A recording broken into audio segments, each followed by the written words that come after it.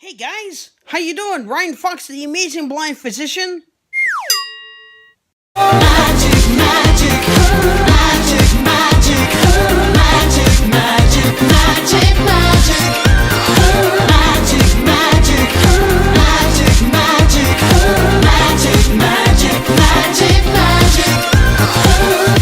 Hey guys, what up? Ryan Fox, the amazing blind magician, and coming to you with a all-new video with some excellent news, might I add. Hey, back again with an all-new video. Now, today's video, like I said in the intro, I actually have some good news, and I also am going to be doing something in this video that I've been wanting to do for quite some time. It's just I needed to get a tripod in order to do this. And my current tripod is kind of broken, so I just got one in the mail, so I should be able to do this. It'll be a little bit of a surprise later. So the good news is, I got a job! That's right! After so many years and struggling as a blind person, I have finally got a job at a job place. Now, let me go back a couple of years. We're actually going to go back to 2005. 2005, I'm still in high school, and I have just become Scottsdale Disabled Student of the Year. I was actually nominated by one of my teachers, and I actually got the award.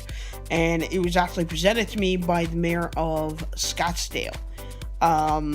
Which is a huge honor, even for a student, because I was just so hardworking and everything, and because of that, I got a job at a grocery store called Safeways, and Safeways was really great for like a first job, but there was one thing I did not like about that job. They put me on cart duty. Cart duty basically is going out into the parking lot and bringing all the carts that are in the cart corrals into the storefront. And for a blind person to go out into a parking lot where people are just concentrating on getting their groceries into the trunk of their car and just driving off, is a safe and wonderful world for a blind person, especially one that has to get carts. Unfortunately, I have been backed up into by cars. I have had drivers get out of the cars and tell me watch where you're going, and I'm like, well, I would, but I haven't been able to see for so many years. Obviously I didn't say that, but you know, in my head. But 2007, when I graduated, I actually quit that job. It was actually about 2005 where I actually started off my magic career. Now, mind you, I have been learning magic since I was 9 years old. But it was about 2005 where I actually decided to kind of really push it off as a career. And I started volunteering on the weekends, doing fundraisers for kids who have cancers, being as I'm a cancer survivor myself, so I know what they're going through. I can relate. With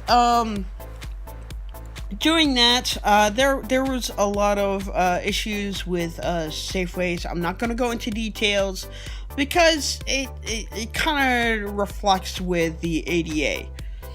Unfortunately, I did not know about the Americans with Disabilities Act back then. Had I, things could have been different, but I did not know about it back then. So I quit my job after 2 years. And I decided to really push this magic career off, because I mean, if I'm self-employed, I'm my own boss. No, I know what my own limits are. I know what I can do. I know what I can't do. But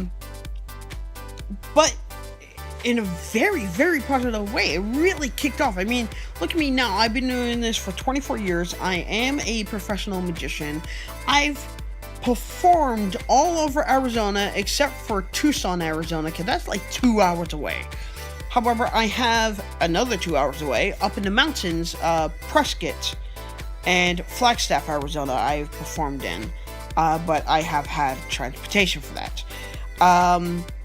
I have also had the opportunity for performing magic in Las Vegas, and also have had the opportunity to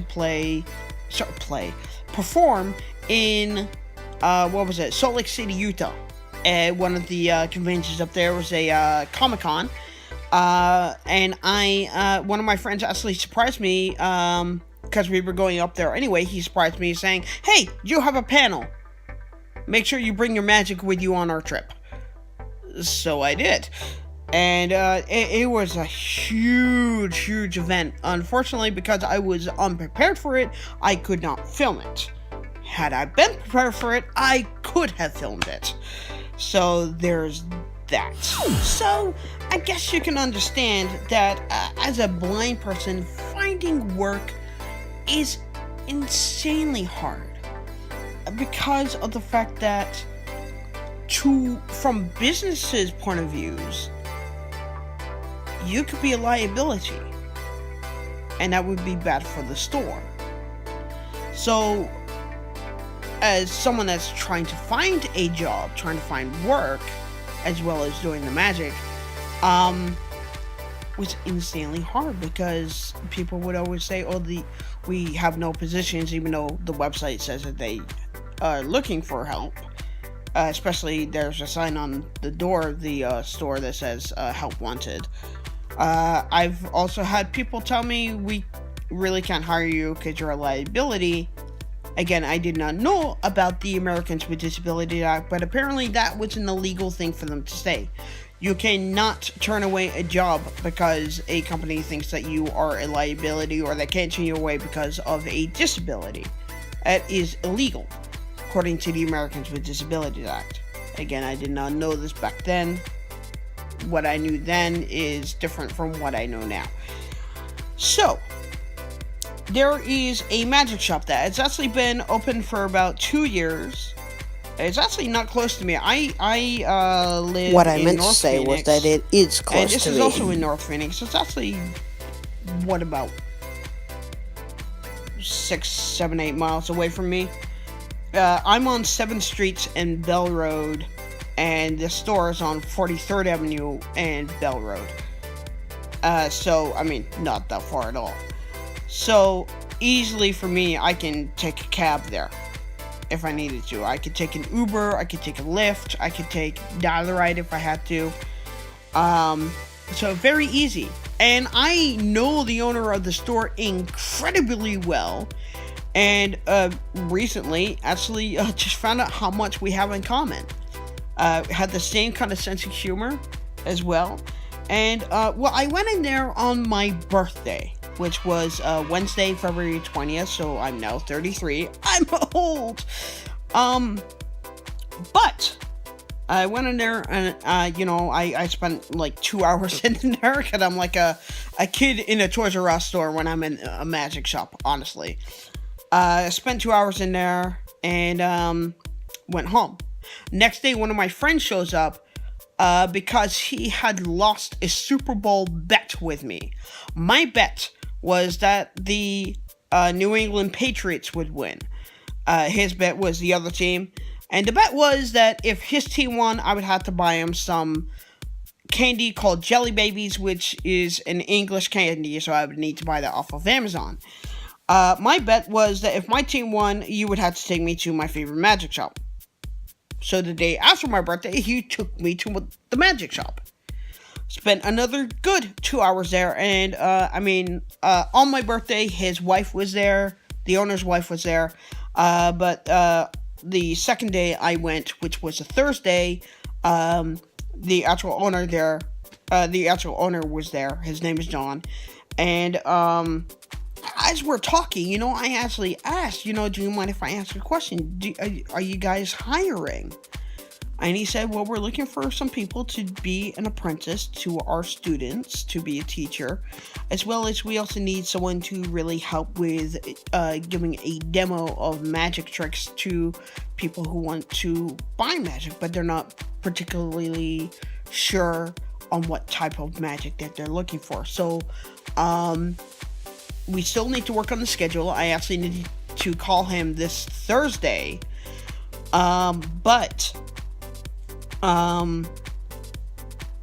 Basically what he wants to do is to have me do a magic show at his store so that all the clients know who I am.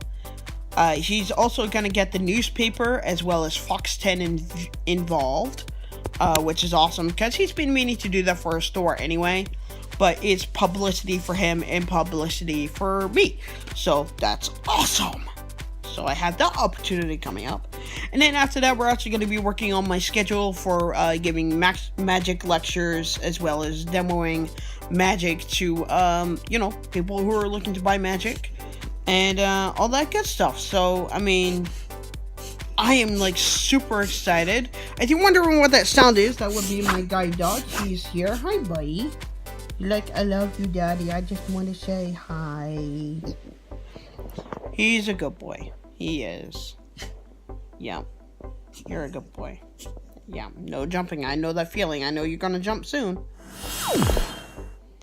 So, I have that job opportunity coming up. I also have been hired for 2 more shows. Actual magic shows. One of them is a cancer survivor walk. And funny enough, I'm actually their ambassador. I'm their oldest surviving cancer survivor. Their oldest older survivor. I mean, most of the people are kids, and the cancer walk. I'm in the survivor's tent, and there's about 25 children, from young children to young teens, who are either going through cancer in treatment versus kids who are in remission, to kids who have already survived the cancer and just hoping to God that it will not come back. So there are those kids, and they've been going from it from such a young age to what their age is now. I'm actually now 33. Like I said, I just had a birthday, and I'm actually the oldest survivor. So I'm kind of, I'm not kind of. I have been actually pronounced as their ambassador last year. So I'm actually going to try and get some filming for that. See if I can get that going. And then my second show is called Pinot for Paws. And Pinot for Paws is actually a fundraiser for a guide dog school, which is where I got my guide dog from, Sinbad, called Guide Dogs of the Desert. And if you want to know what that is, that's actually in my channel. If you type in Guide Dogs of the Desert, my videos will pop up, as well as other Guide Dogs of the Desert videos. Or if you just go to my channel and you just scroll down, basically they're just called Guide Dogs of the Desert Day 1, Day 2, Day 3, blah blah blah. You also got to see the day where I actually got Sinbad. A very emotional day. Unfortunately, the day before I did not get any sleep, so I'm just like a zombie. But oh my gosh, literally the day I got home, I'm trying to fight back tears, and it was beautiful. But anyway, the fundraiser raises money for Guide Dogs of the Desert, and all that money goes toward the guide dogs training, as well as their equipment, and all their shots and whatever is needed before the dog is handed off to their new handler. So I have that, and I will be performing for that, and again, I will try and get some filming in. It is a private event, but they know that I'm a YouTuber and everything, and I have done some filming in the past for them. Haven't really put it on YouTube, but I have it on Facebook. Other than that, this is just my my video for the day. I got a job at a workplace. I mean, I am a professional magician. I do magic shows for private and public events. So, I mean, I have that, but an actual workplace where I'm actually having a steady income. To be honest, since 2005 to now, that's about 14 years of being self-employed. And now having a job that is at a magic shop, so I mean, I'm gonna die happy now. But doing a job that I love, as well as showing my passion to my students, as well as really helping people to find the right kind of magic that they're looking for. I mean, there are many styles of magic. There's close-up magic, there's parlor magic, there's card magic would actually kind of come under close-up, but card magic, there's illusions, there's mentalism, there's hypnotism, there's escape magic, where you put in handcuffs and want to put, say, silk handkerchief over your hands, and all of a sudden the handcuffs are on the spectator's hands or something. There's a vast variety of magic. It's not just magic and that's it. There are many different categories and levels of magic, from beginner to advanced, and all that kind of good stuff. And I actually got to work in a shop and get to do all that. I am so happy. It's been 14 years since I've actually worked in the workplace, and this guy said,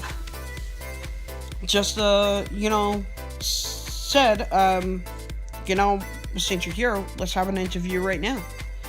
And we spent a good hour having an interview, and then we spent another good hour and a half just talking as guys, as friends, as magicians, and geeking out as magicians usually do.